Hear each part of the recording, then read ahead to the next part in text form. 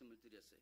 내가 보는 나는 참 겁쟁이고 그야말로 포도주 틀에 숨어서 조용히 밀을 타작하는 겁쟁이고, 그렇지, 그렇게 나는 나 자신을 생각한다 할지라도 하나님이 보시는 나는 큰 용사다라고 말씀을 드렸습니다. 또 성경은 우리를 향하여 하나님은 큰 용사라고 그렇게 부릅니다. 이 기드온이 큰 용사의 자격을 갖췄느냐? 그렇지 못했다고 말씀을 드렸죠. 미디안 사람들의 눈을 피해서 포도주 틀에 숨어서 밀타작을 하고 있는 그런 나약한 기드온. 자, 그런 기드온의 하나님은 큰 용사라고 부르며 이 이스라엘을 미디안의 손에서 구원한 그 일들을 이 기드온을 통해서 행하시겠다라고 하십니다. 하나님이 쓰시겠다라고 하는 그 같은 이야기를 하셨다라고 하는 거죠. 이것은 바로 나를 향한 말씀이요, 우리를 향한 말씀입니다. 우리가 나를 바라볼 때에 별로 그렇게 드러낼 것이 없고, 또 우리가 나를 바라볼 때에 그렇게 뭔가 자랑할 만한 것이 없지만, 그래도 하나님은 나를 통하여 광명교회를 살리고 나를 통하여 대한민국을 살리기를 원하시면서, 그래서 연약한 나를, 겁쟁이 나를 하나님은 큰 용사라고 그렇게 부르신다라고 하는 거예요. 자, 이렇게 하나님의 그 부름 받은 이 기드온, 자, 이 하나님의 이제 사자 앞에 서게 됩니다. 하나님의 사자 앞에 선 그 기드온은 이 자신을 이야기합니다. 나는 므낫세 지파 사람 가운데서도 가장 극히 약한 집안의 사람이고, 그 약한 집안에서도 가장 작은 자라고 이제 자기를 이야기합니다. 그러면서 정말 그런 큰 일을 할 사람이라면, 내가 그런 일을 할 수 있는 사람이라고 한다면 나에게 좀 표징을 보여주십시오라고 그렇게 말합니다. 여전히 기드온은 연약한 모습이라고, 불안하다고 말이죠. 정말 하나님은 나에게 큰 용사라고 부르지만 아무리 하나님이 나에게 큰 용사라고 불러도 나는 겁납니다. 내가 진짜 이스라엘을 구하는 하나님의 사람으로 택감받은 사람 맞습니까? 그렇다면 나에게 증거를 좀 보여달라고 이야기합니다. 그리고 이제 표정을 보여달라면서 집에 가서 어떻게 합니까? 염소 새끼 한 마리의 그 고기, 또 가루 한 에바로 무교병을 만들어서 이제 가져옵니다. 그러자 하나님의 사자는 바로 그것들을 바위에 올려놓으라고 말합니다. 바위에 그것들을 올려놨더니 그 지팡이 끝을 내밀자 바위에서 불이 나와 그 음식들을 다 불살라버렸다라고 하는 거죠. 자, 하나님께 바쳐진 그 음식들을 하나님의 번제물로 받으셨다라고 하는 거예요. 자, 그것이 이제 기드온에게 내가 너와 함께 하겠다는 그 표징으로 삼아주셨다는 거예요. 그게 기드온입니다. 그게 저와 여러분 같은 모습 아닙니까? 하나님이 쓰시겠다고, 아이고, 나 같은 게 뭐 진짜 쓰실 거면 뭔가 확실한 표징 하나 보여주세요. 그게 기드온의 모습이요, 그게 저와 여러분의 모습이라고 말입니다. 이제 그제서야 이제 기드온은 야, 이 사람이 진짜 하나님의 사자구나 라고 하는 것을 알고 오늘 본문 22절에 이렇게 단식합니다. 기드온이 그가 여호와의 사자인 줄을 알고 이르되 슬프도소이다. 주 여호와여, 내가 여호와의 사자를 대면하여 보았나이다. 당시 이스라엘 사람들은요, 죄를 지은 사람이 하나님을 바라보고 하나님을 만나게 되면 죽는다라고 생각을 합니다. 그래서 이사야도 이 하나님의 영광이 임하는 것을 그가 보고 어떤 반응을 보입니까? 아이고, 하로다 나여, 내가 죽게 되었도다. 내가 죄악 가운데 여호와를 배웠음이로다 라고 고백했다고 말이죠.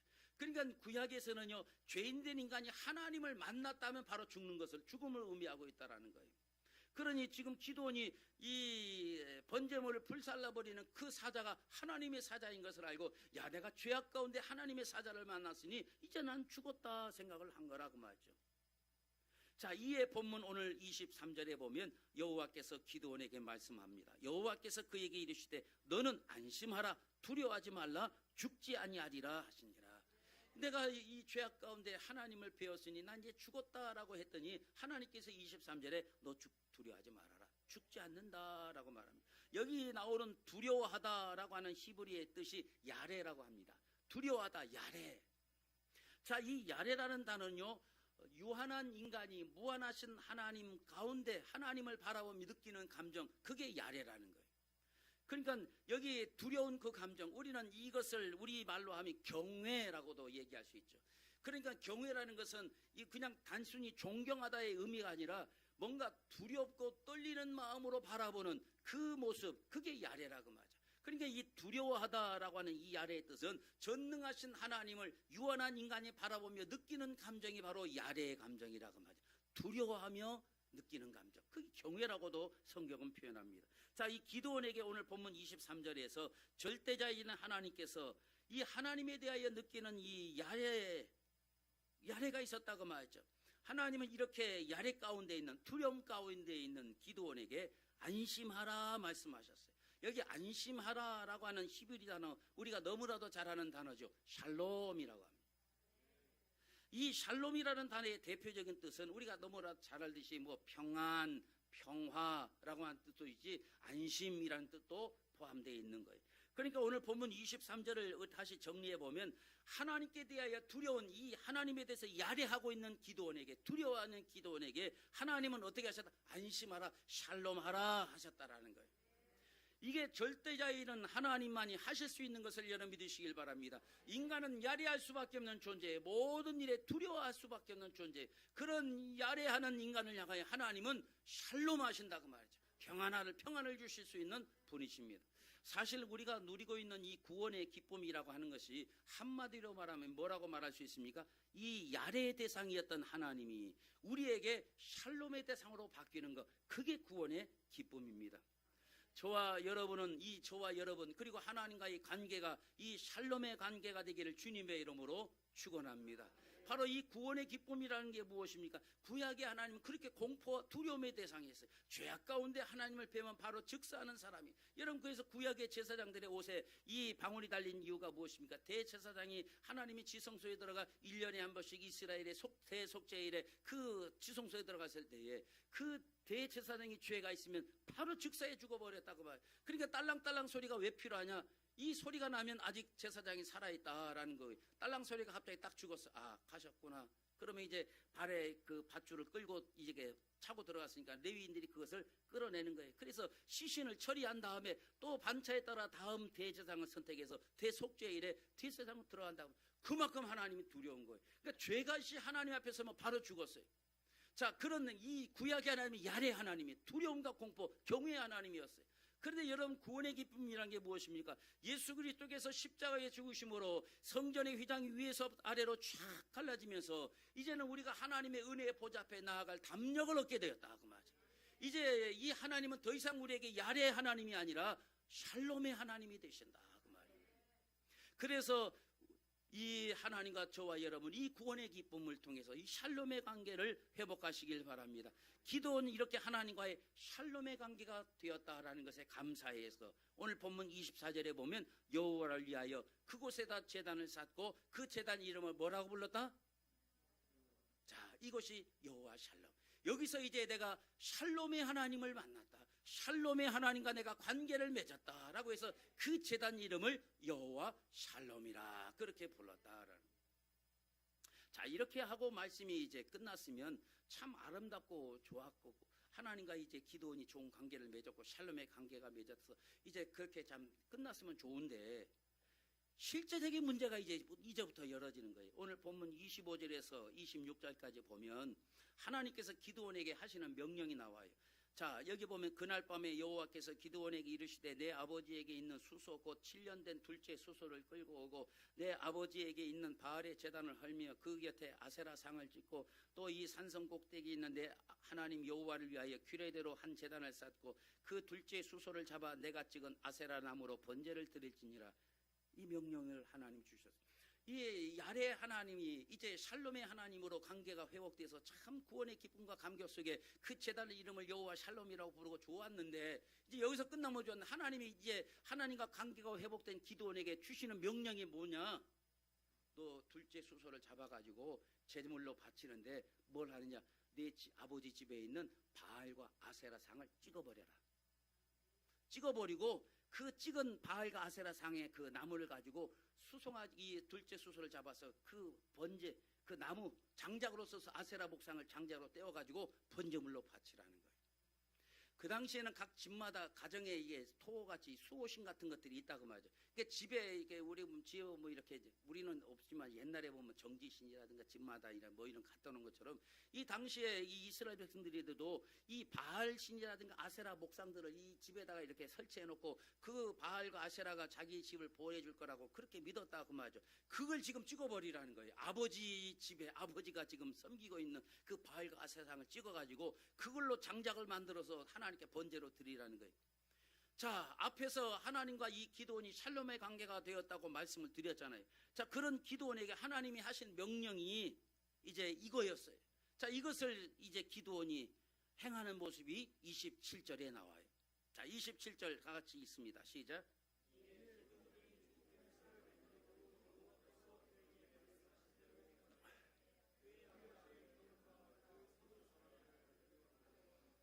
이를 감히 낮에 행하지 못하고 밤에 행하니라. 자, 많이 보던 모습이죠. 하나님께서 명령하신 아세라 바알 목상을 찍어버리라. 그리고 그것을 장작 삼아서 번제로 바치라 했더니 이제 기드온이 그 일을 하긴 하는데 언제 한다? 낮에 행하지 못하고 밤에 행하니라. 왜? 아버지 가문과 그 성읍 사람들을 두려워해서 원래 아무도 모르게 밤에 그 일을 했다. 그러니까 이 기드온이 하나님의 말씀대로 순종하고자 하는 마음은 분명히 있어요. 그래, 하나님과 이제 샬롬의 관계가 됐으니 하나님의 명령을 내가 따라서 하나님이 주시는 그 명령을 지켜야지 마음은 있는데 뭐가 사람들 눈치가 보이는 거예요. 그래서 감히 낮에 행하지를 못하는 거예요. 우상을 허무는 일, 이거 옳은 일입니까? 그런 일입니까? 옳은 일이죠. 이 일을 누가 명하셨어요? 하나님이 명하셨어요. 그러니까 명분도 있어요. 하나님이 명하신 일이기도 하지만 그런데 이게 사람들이 두렵다고 말이죠. 그래서 이 하나님의 옳은 명령을 따라가기는 해야 되는데 사람들 눈이 두려워서 낮에는 못하고 밤에 행한다. 자, 이 오늘 본문에 보이는 이 기드온의 모습, 도도 말고 덜도 말고 딱 누구의 모습? 제 모습이. 누구의 모습? 김 목사의 모습. 이러면 안 되잖아요. 다 내 모습이 내 모습. 그러니까 다 김 목사의 모습이야. 이러면 안 되지. 다 이 모습이 누구의 모습이다? 내 모습이다. 우리가 하나님 앞에 예배 구원받은 감격과 기쁨을 가지고 예배도 드리고 기도할 때는 하나님과 관계가 회복된 것 같아. 이렇게 주일날 찬양 드리고 예배하고 할 때는 하나님의 은혜가 풍성한 것 같아. 갈 때는 목사님 감사합니다 막 하고. 그리고 이제 월요일날쯤 내가 세상 속에 들어가면은 어떠합니까? 달라진다. 주일날에는 문드라 머리들아 영광의 왕이 들어가신다. 찬양 부르고 내 영혼아 여호와를 송축하라 불렀던 찬양. 큰 소리 뻥뻥 치고 뿔을 이 찬양할 때 눈물도 흘리고 기도하고 예배했는데 기도 마치고 집으로 돌아가서 회사로 돌아가고 학교로 돌아가면 여전히 나를 기다리는 것이 무엇이냐? 27장의 삶이라고. 27장의 삶, 사람들 눈치 보는 삶, 숨어서 하나님을 섬기는 삶. 우리가 가서 친구들 앞에서 감히 밥 먹을 때 눈 감고 기도조차도 부끄러워서 못해요. 기도하는 척 마는 척 눈 뜨고 하나님 감사합니다. 회사 가서 밥 먹을 직장인들 같이 친구들과 밥 먹을 때도 감히 내가 하나님 믿는 사람처럼 눈 감고 제대로 기도 하나 하지 못하고 이것저것 눈치 보다가 참으로 기도하는 듯 마는 듯 그렇게 우리가 할 때가 있지 않느냐 그 말이죠. 바로 이런 기도원의 모습이 누구의 모습이다? 바로 내 모습이라 그 말이에요.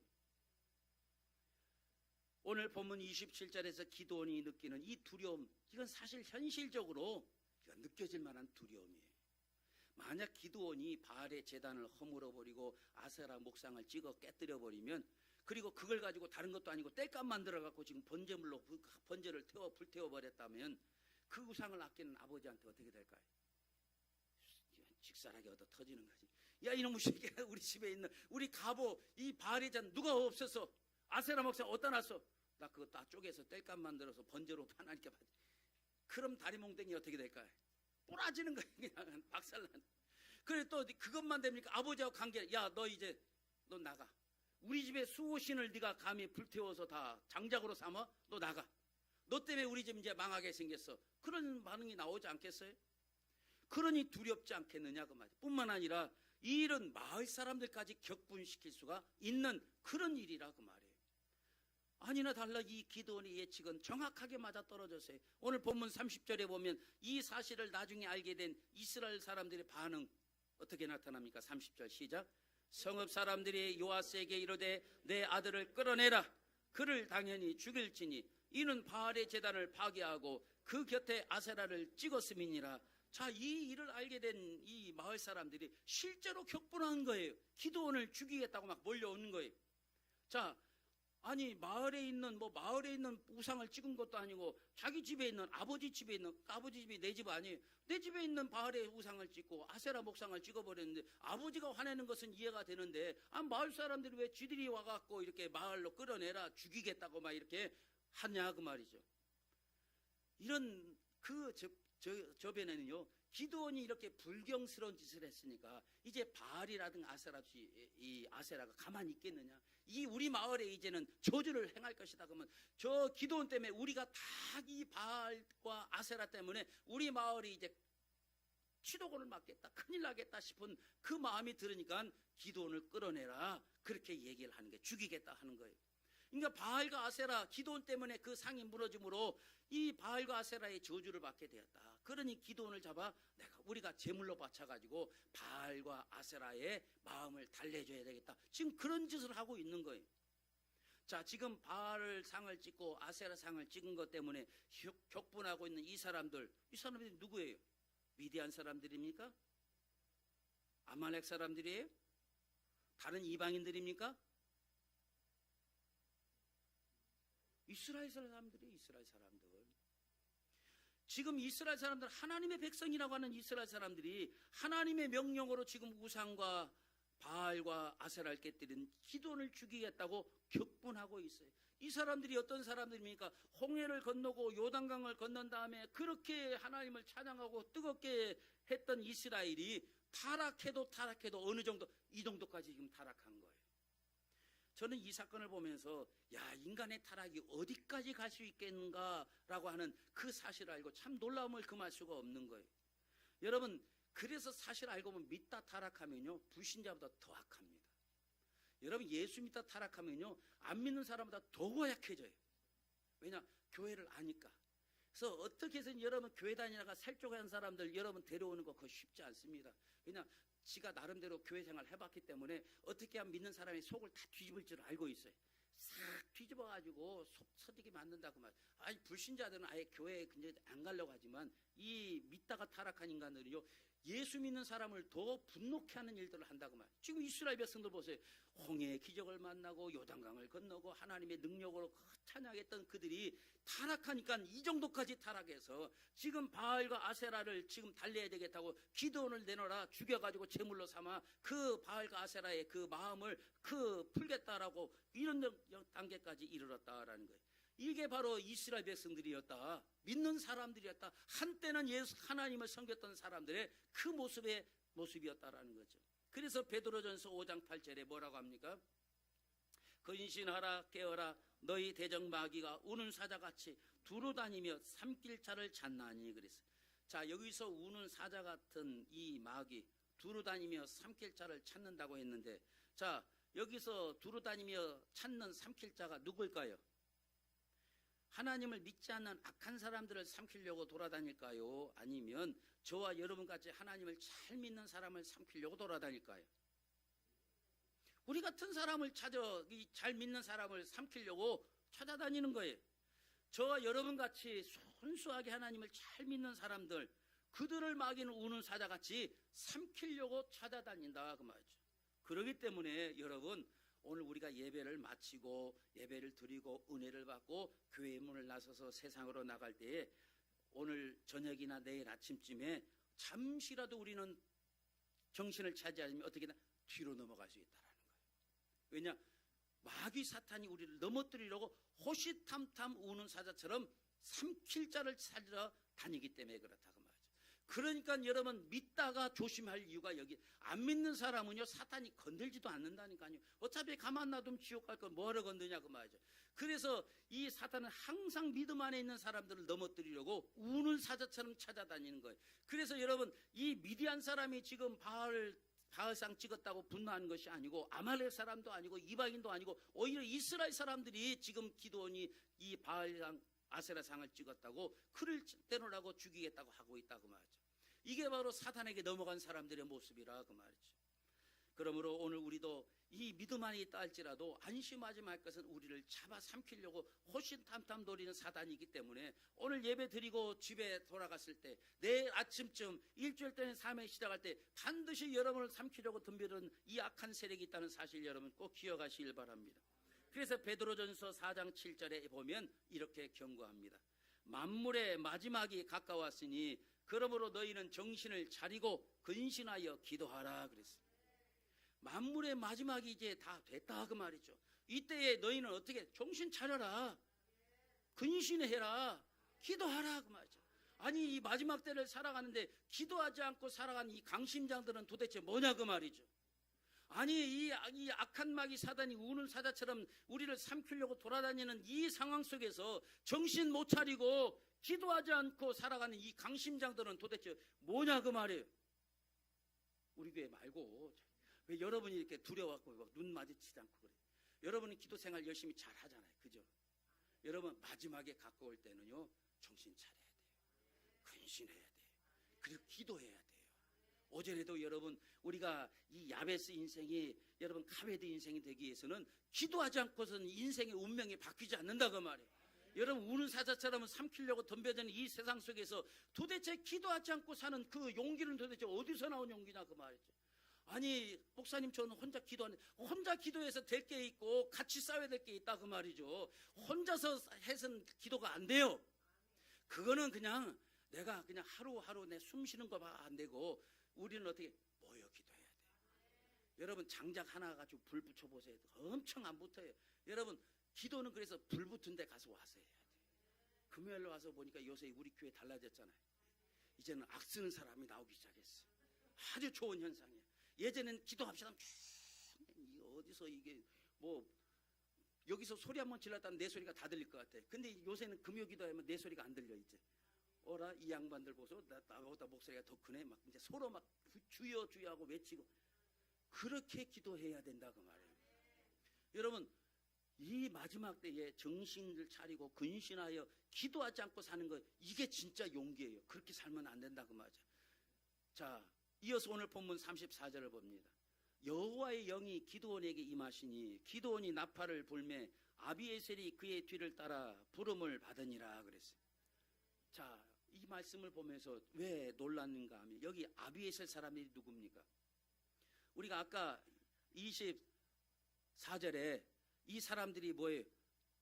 아비에셀 사람, 이 기드온의 같은 기드온의 동네 사람들이라 그 말이에요. 아비에셀이. 자, 그런데 이 아비에셀이 어떻게 하면 기드온의 고향 사람들인데 이 사람들 방금 전까지 어떤 사람이 기드온을 향하여 우상 없앴다고 죽이려고 했던 사람들, 그 마을 사람들 아비에셀 사람들이라고 말이죠.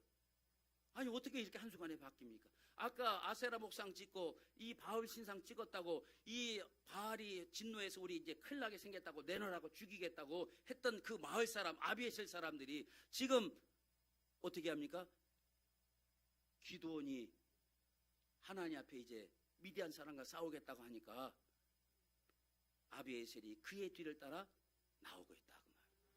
그렇게 타락하고 그렇게 변질됐던 이 기드온의 고향 사람들이었는데 완전히 지금 다른 사람이 되어버렸어요. 그리고 지금 미디안의 연합군이 쳐들어온 것에 대하여 맞서 싸우려고 기드온이 나팔을 불어 이스라엘 백성들을 이제 모여라 소집했더니 제일 먼저 앞장서서 반응을 보인 사람이 누구였다? 이 아비에셀 사람들이었다 그 말이죠. 바로 기드온의 고향 사람들이었다라는 거예요. 자, 이것을 우리가 보면서 정말 놀라운 영적인 진리 두 가지를 발견할 수가 있어요. 하나는 이게 바로 성령 충만이 주는 능력의 중요성을 우리로 하여금 알게 한다고 말이죠. 자, 기드온의 고향 사람, 여기 아비에셀 사람들이 어떻게 이렇게 180도로 다르게 변할 수 있었느냐? 여기 보니까 그 답이 34절에 나와요. 34절 시작.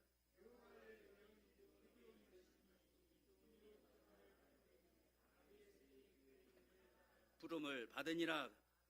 자, 기드온의 능력으로는요 그렇게 변질되고 타락해가지고 그냥 바알의 신상을 섬겼다가 그거 깨부셨다고 그냥 내놓으라고 죽이겠다고 덤벼든 이 사람들 어떻게 변화시켜요? 이 고약한 사람들을 어떻게 달라지게 하느냐 이 말이죠. 근데 맨 앞에 뭐라고 말합니까? 여호와의 영이 기드온에게 임하시니. 하나님의 성령이 기드온에게 임하니까 사람을 변화시키는 가마력이 생기는 거예요. 이게 사람을 변화시키는 가마르기 기드온에게서 나오더라 그 말이에요. 이 기드온이 누구였더? 겁쟁이였어요. 미디안 사람을 피해서 포도주 틀 속에서 밀을 타작했던 사람이고, 하나님이 부르시니까 그거 너를 큰 용사라고 하니까 그게 안 넘어가고 내가 무슨 놈이 큰 용사입니까? 너를 이제 하나님이 쓰시겠다니까 그럼 표정 보여주세요 하고 그렇게 겁 많았던 그 기드온. 그런데 그 기드온이 성령의 능력이 임하니까 사람을 변화시키는 역사가 나타나더라고요. 여러분, 하나님이 우리를 큰 용사라고 부르십니다. 큰 용사라고 내가 부름받는 것이 중요한 것이 아니라 큰 용사가 되기 위해서는 성령 충만해야 된다 그 말이죠. 하나님이 나를 성령 큰 사람이라고 불렀다, 그거에 만족하고 껍적대고 다니면 안 된다 그 말이죠. 내가 진짜 큰 용사가 되기 위해서는 성령 충만을 받아야, 하나님의 영이 임해야 진짜 기도원 같은 큰 용사가 되어지는 거라고 말이에요. 자, 신약에서 성령의 능력을 표현할 때에 주로 사용하는 단어가 듀나미스라고 합니다. 이 듀나미스라는 이 말을 우리가 권능 혹은 능력 그렇게 이야기하는 이 듀나미스라는 단어에서 다이너마이트가 나왔다 그 말이죠. 자, 이건 성령의 능력을 나타낼 때 이 다이너마이트의 어원이 되는 듀나미스. 그래서 이 듀나미스는 바로 뭐예요? 이 다이너마이트 같이 조그마한 폭양 하나가 들어가면 이 바위도 팍 터뜨려버리는 것처럼 이 듀나미스가 바로 그거예요. 다이너마이트의 그 어원이라고 말이죠. 그래서 이 성령의 능력이 들어가면 이 큰 산채만한 바위도 펑 하고 터뜨리면 다 터널이 그 암벽이 다 무너져버리는 것처럼 그런 권능이, 그게 듀나미스라고 말이에요. 그래서 이 듀나미스에서 다이너마이트가 나온 말이에요. 자, 오늘 우리의 심령을 변화시킬 수 있는, 자, 여기 보면 그렇게 강팍했던 아비에서 사람들, 그냥 기드온을 끌어내라 죽이겠다 제물로 삼겠다 그런 강팍했던 아비에서 사람들을 변화시키는 능력이 무엇이냐? 그게 듀나미스예요. 그렇게 이 사울 같은 사람을 하나님을 섬기는 바울로 변화시키는 능력이 듀나미스예요. 오늘 우리가 살고 있는 이 시대는 성령의 이 듀나미스가 필요한 시대인 것을 믿으시길 바랍니다. 성령의 권능이 필요하다. 이 권능이 뭐냐? 듀나미스예요. 완전히 산을 무너뜨리는 능력과 권능, 이것이 우리에게 필요합니다. 우리가 흔히 쓰는 말이 그런 말이죠. 성령의 두루마리라고 하는, 성령의 두루마기를 입혀주세요. 아, 우리 목사님에게 성령의 두루마기를 입혀주세요. 두루마기라도 입혀주던가. 근데 그 두루마기가 뭐예요? 두루마기 옷이에요, 옷. 우리가 이 두루마리라고 하는 거, 옷을 말하는 거예요. 이게 표현, 성령의 옷에는요 권위가 있어요. 예를 들어서 경찰관 아저씨가 그냥 사복 입고 잠바따기로 돌아다니면 경찰인지 모르니까 권위가 없어요. 자, 잠깐 뭐 차 세우면 네가 뭔데 날 차 세우라고 그래. 이런 주민등록증 네가 뭔데 이 아저씨가 노숙자같이 생긴 아저씨가 나한테 왜 주민등록증 내놓으라고. 안 먹힌다 그 말이야. 근데 제복을 딱 입으면 경찰관이 스톱 하면 차 서야 돼. 주민등록증 한번 내놓으세요. 딱 내놔야 된다 그 말이죠. 그게 바로 뭐냐? 제복을 입으면 뭐가 생겨? 권위가 생기는 거예요. 그게 옷이 주는 권위라 그 말이에요. 여러분, 기드온이 포도주 틀에 숨어가지고 몰래 숨어갖고 겁나서 밀을 타작할 때는 별 볼 일 없는 인생이었어요. 자, 그런 그에게 성령의 두루마리가 입혀지니까, 두루마리가 아니 두루마기가 입혀지니까 권위 있는 능력의 사람이 되었다라는 거예요. 저는 이 성령의 두루마기가 저와 여러분에게 입혀지기를 주님의 이름으로 축원합니다. 이 성령의 두루마기가 입혀지면, 성령의 제복이 입혀지면 그 제복을 통해서 권위가 나오고 그것을 통해서 능력이 나오는 거라고 말이죠. 그래서 여러분, 45톤 트레일러도 세울 수 있는 능력이 있는 거예요. 저 같은 사람이 잠바 입고 와서 스탑하면 쉥 지나가지만, 제복을 입은 사람이 스탑하면 35톤 트레일러도 끽 하고 쓸 수밖에 없다고 하면, 그게 제복이 주는 권위예요. 성령의 두루마기를 입으면 그 성령의 능력을 통해서 권위가 생기는 거예요. 능력이 생기는 거예요. 저는 이 성령의 두루마기가 저와 여러분에게 다 입혀지기를 소원합니다. 특별히 저와 여러분의 가정에 이 가장들이 이 성령의 두루마기가 입혀지기를 주님의 이름으로 축원합니다. 이 성령의 두루마기가 입혀지면 자녀들이 부모의 말을 잘 들어요. 이 성령의 두루마기가 우리 어머니들에게 입혀지면 잔소리 많이 안 해도 아이들이 아비에셀 족속처럼 순종하게 되는 거예요. 여러분, 우리 자녀들 가만 보면 진짜 아비에셀 족속 같지 않아요? 어떨 때는 변화되기 전에 이 아비에셀 족속 같고 어떨 때는 또 변화 후에 아비에셀 족속 같다고 말하죠. 이 변화되기 전에 아비에셀 족속은 어떻습니까? 덤비고 반항하고. 그런데 이 변화된 아비에셀 족속은 순종해서 야 모여라 싸우자 하니까 제일 먼저 앞장서서 나오는, 이게 바로 아비에셀 족속의, 이게 성령의 두루마기의 능력이라고 말이에요. 기도원은 똑같은 기도원인데 성령이, 하나님의 영이 임하니까 이렇게 다니엘을 죽이려 했던 아비에셀 사람이 이제는 전쟁터에 제일 앞장서 나오는 사람이 되더라고 말이에요. 여러분, 우리 아이들에게 여러분 이 성령의 두루마기 입혀지면 이런 변화들이 나타나게 되는 것을 여러분 믿으시길 바랍니다. 그러니까 왜 순종 안 하냐, 골치 아프게 할 필요 없어요. 부모가 성령의 두루마기에 입혀지면 부모님께 순종하는 아이들로 아이들이 변하는 거예요. 나는 이 아이들에게 별로 터치도 안 했는데 내가 성령의 두루마기 입혀지면 이 아이들이 순종한 자식이 되는 거라 그 말이에요. 그러려면 뭐예요? 부모가 먼저 성령의 두루마기를 입어야 되고 변화되어야 된다 그 말이에요. 그래서 여러분 가끔 목사님 우리 애를 위해서 기도 좀 해주세요. 우리 애가 왜 이렇게 사고뭉치는지. 여러분 그 기도 부탁하기 전에 주여, 목사님 내가 먼저 성령의 두루마기 입혀달라고 기도했어요. 이 집안의 문제는 가장인 내가 성령의 두루마기를 입지 못했어요. 어머니는 내가 성령의 두루마기를 입지 못한 거예요. 여러분 자녀의 문제가 아니라 우리가 성령의 두루마기 입지 못한 그 원인인 것을 여러분 기억하시길 바랍니다. 여러분 오늘 본문에 보면 아비에셀 사람들이 먼저 변한 게 아니에요. 아비에셀 사람이 먼저 변한 게 아니라 기드온이 먼저 변했어요. 이게 바로 두나미스예요. 그러므로 오늘 이 시간 우리가 구해야 될 것은 두나미스를 구해야 돼요. 성령의 두나미스를 주옵소서, 성령의 권능을 주옵소서. 우리는 구해야 될 줄로 믿습니다. 여러분 예수님께서 공생애를 시작하시면서 제일 먼저 준비하신 것이 뭔지 아십니까? 성령의 두루마기였어요. 누가복음 4장 1절에 보면 예수께서 성령의 충만함을 입어 요단강에서 돌아오사 광야에서 40일 동안 성령에게 이끌리시며 그랬어요. 여러분 이 강력한 성령의 충만함을 예수님이 가졌기 때문에 마귀의 세 가지 시험도 이기신 거예요. 예수님이 그냥 하나님의 아들이기 때문에 이긴 것이 아니라 이 성령의 충만함을 입었기 때문에 마귀의 시험을 이기고, 예수님은 이 성령의 충만함의 두루마기를 입고 예수님은 공생애를 승리로 거둔 것을 여러분 기억하실 바랍니다.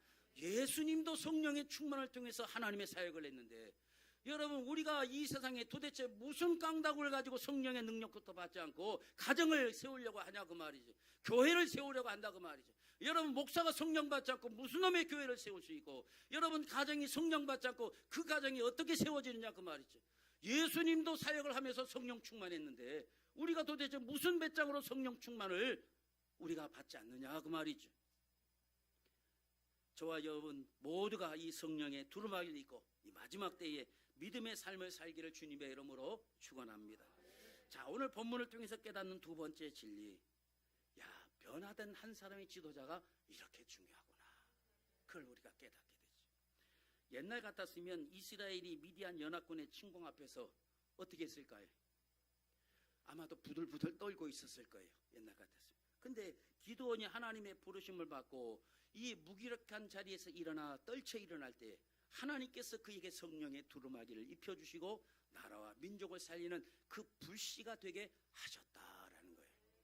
여러분 성령의 역사가 뭐 이 아비에셀 마을 전체에 임했다 그거 아니에요. 아비에셀 족속들이 다 성령 받아서 용맹한 군인이 됐다 이게 아니에요.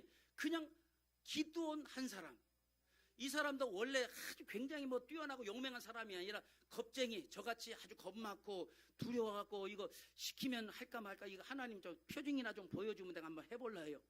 그런 연약한 기드온 그 한 사람 변화시킨 거예요.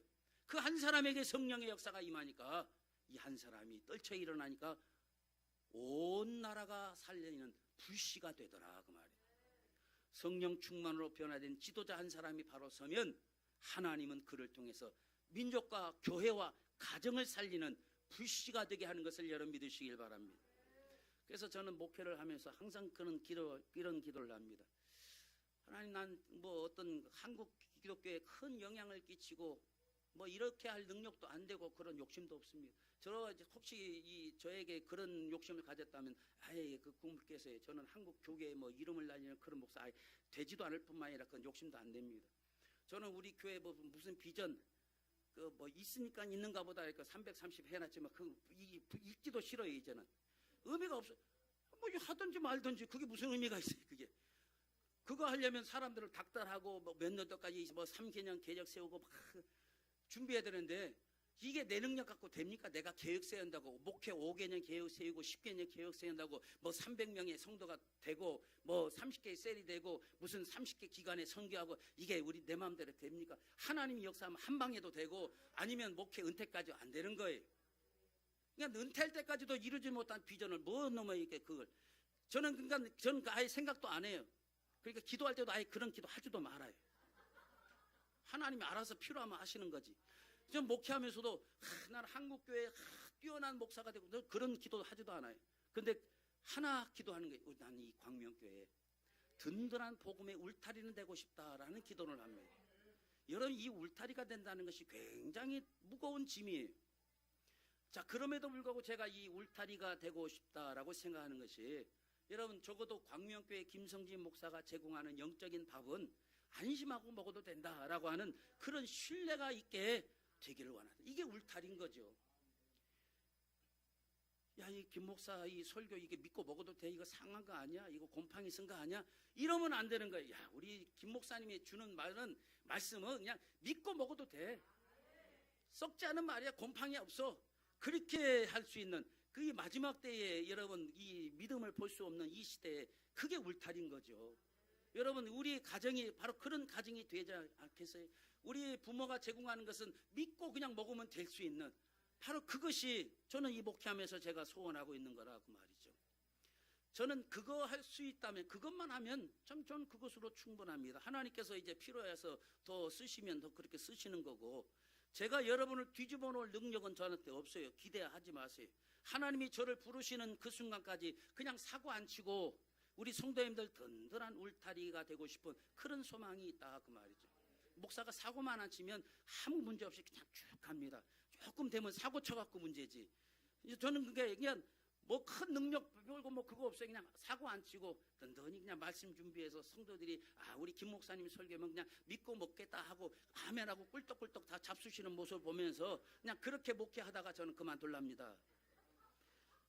자, 저는 오늘 성도 여러분의 이 가정들을 좀 축복하고 싶어요.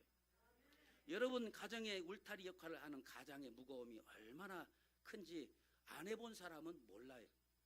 그냥 아무 철딱선이 없는 남편이 그냥 그렇게 사는 것처럼 보여도 그래도 한 가정의 울타리의 역할을 감당하는 그 가정의 무게라는 것이 보통이 아니다 그 말이죠. 저는 이 우리 성도 여러분의 가장들이 다 성령의 그 능력을 통해서 위로함을 얻기를 주님의 이름으로 축원합니다.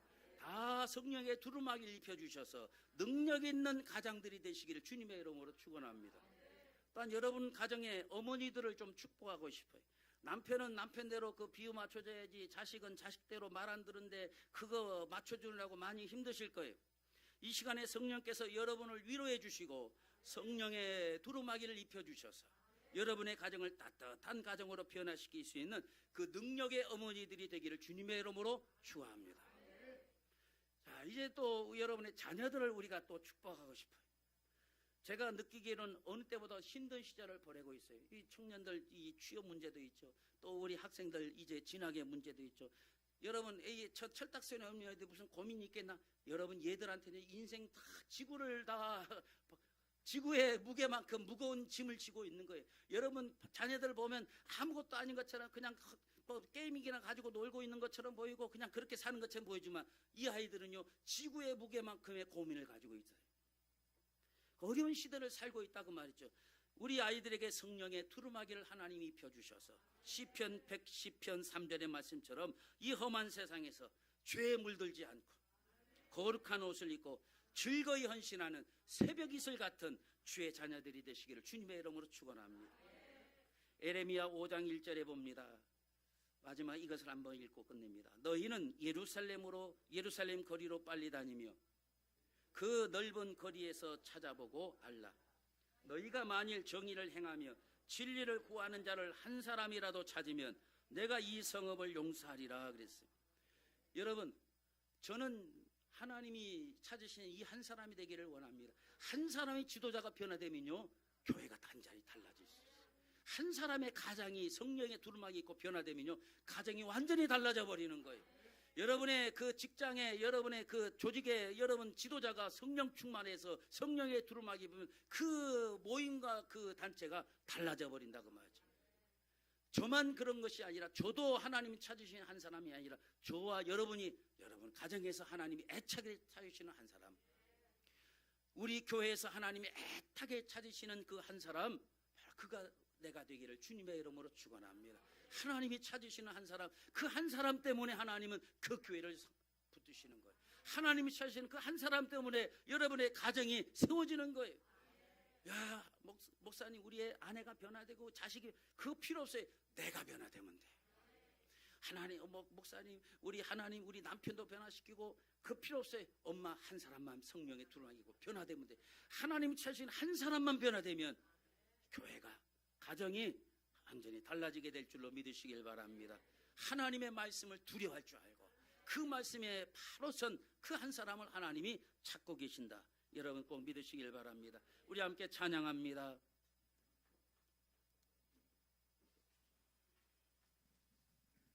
말씀 앞에서 경외함으로, 하나님 말씀에 두려워 떠는 자, 그 말씀에 생명을 거는 자, 한 사람 찾으시는 주님의 약속, 우리가 믿고 찬양하며 나아갑니다.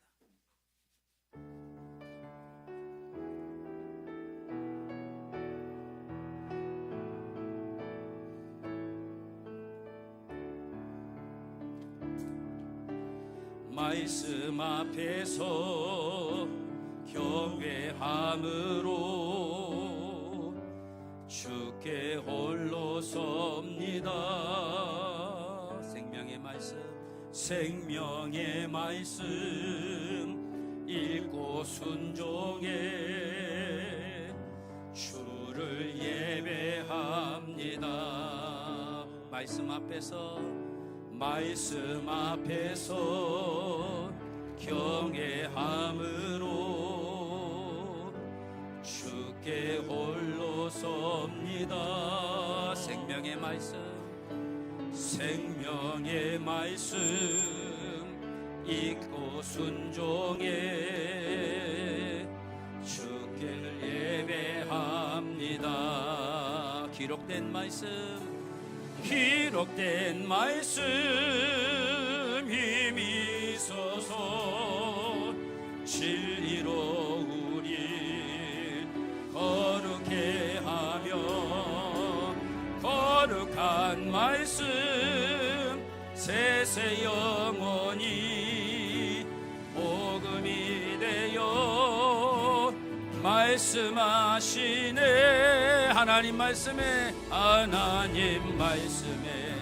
두려워 떠는 자, 그 말씀에 생명을 거는 자, 한 사람 찾으시는 주님의 약속을 믿어. 하나님 말씀에 운명 거는 자,